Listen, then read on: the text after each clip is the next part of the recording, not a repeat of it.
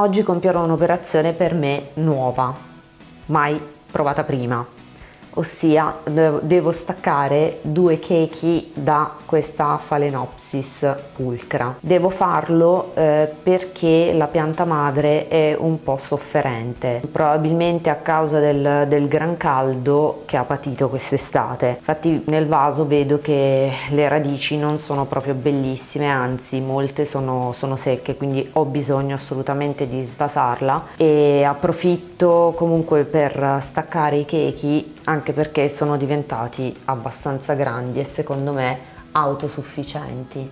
Guardate qui che radici, almeno questi 2. Il terzo, che è questo qui, che è molto più piccolo, lo lascerò attaccato, ma ho bisogno che la pianta madre risparmi energie per se stessa, perché non vorrei perderla sinceramente.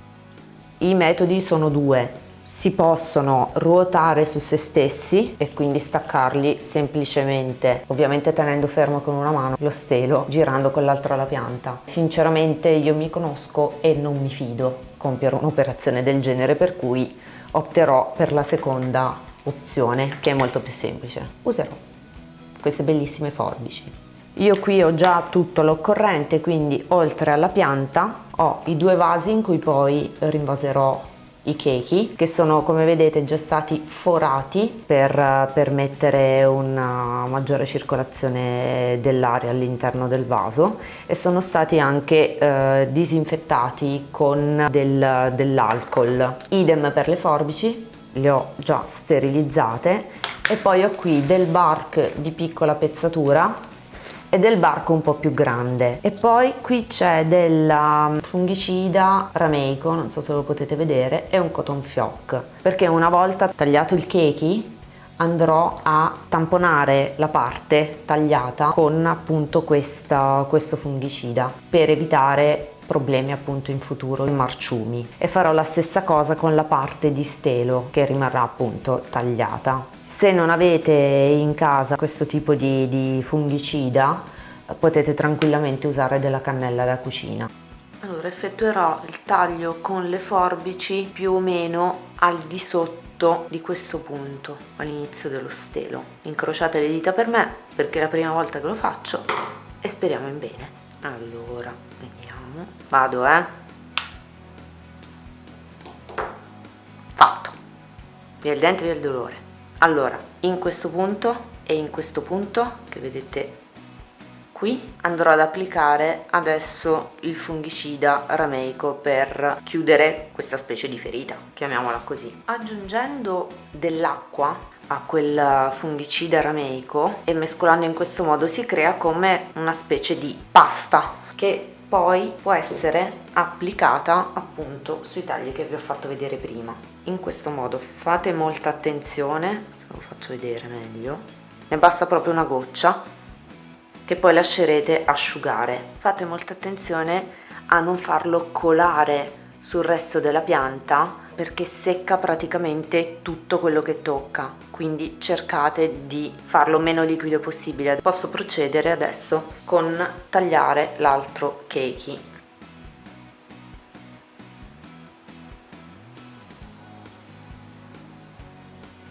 Ecco fatto, anche questo è staccato. Adesso procederò nello stesso modo applicando il fungicida rameico.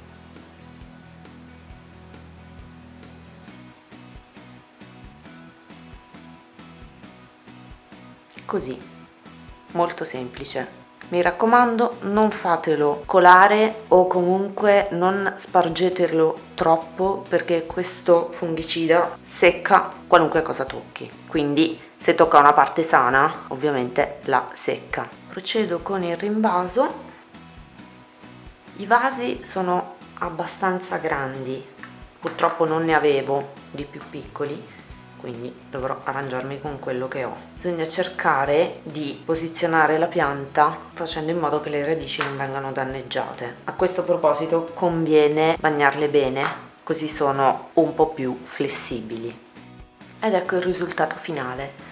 Non vi ho fatto vedere tutto il procedimento del rinvaso perché sinceramente Su YouTube, internet, ovunque trovate video e tutorial su come rinvasare un'orchidea. Alla fine il procedimento che ho attuato io è appunto un semplice rinvaso. Le ho rinvasate in un mix di bark medio e piccolo. Adesso dovrò fare molta attenzione a bagnarle perché le radici devono abituarsi al substrato e ad avere una umidità maggiore rispetto a quella che avevano quando erano attaccate alla pianta madre, con le radici praticamente all'aria, e io le spruzzavo 1 o 2 volte al giorno a seconda della temperatura, ma ovviamente asciugavano in tempi velocissimi. Adesso invece, essendo state messe appunto in vaso, le radici devono abituarsi gradualmente a un nuovo tipo di umidità e quindi dovrò procedere con molta cautela. Vi farò sapere, vi terrò aggiornati. Per me è la prima esperienza con dei keiki, spero vi sia piaciuta, vi farò sapere quali saranno i prossimi sviluppi. Se questo video vi è piaciuto non siate pigri, dategli un bel pollice in su e mi raccomando condividetelo. E non dimenticate inoltre di seguirmi anche sugli altri social, Facebook, Instagram e Twitter. Ciao ciao, alla prossima!